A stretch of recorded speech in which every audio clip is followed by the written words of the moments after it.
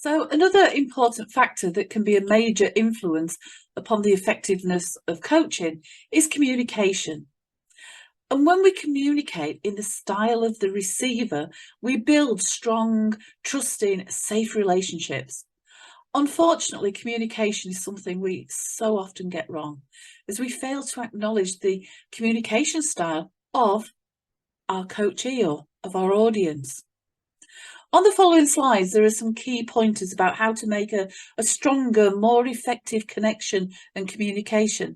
But it actually does go much deeper than even kind of we're going to talk about on these next few slides, because each of the behavioural preferences have specific words that they use. And when these words are used by others, they really resonate with that individual and get the message across. They get the message heard.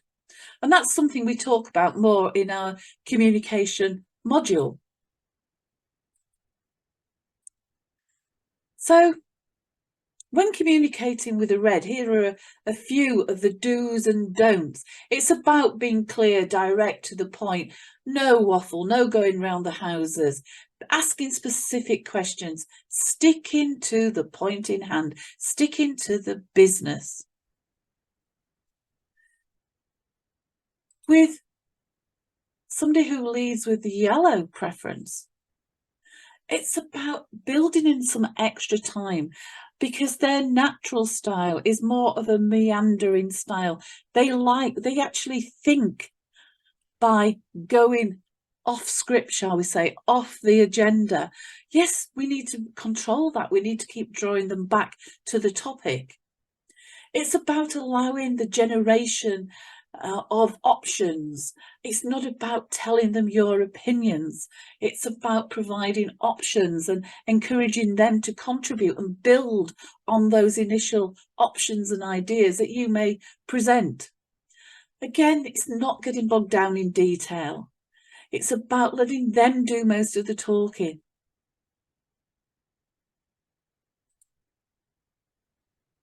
For the green preference, it's actually about, at the beginning of the communication,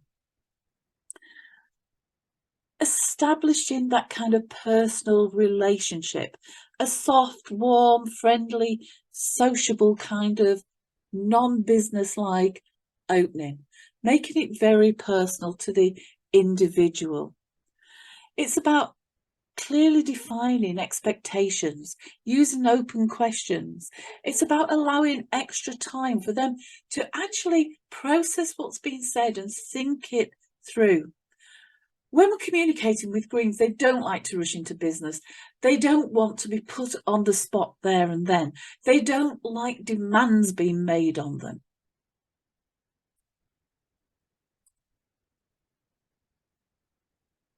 People who lead with the blue preference, it's about letting them know in advance what is on the agenda, what the process is. It's about sticking to the business. It's about giving details, not being frivolous and unclear. It's about being specific, having evidenced information.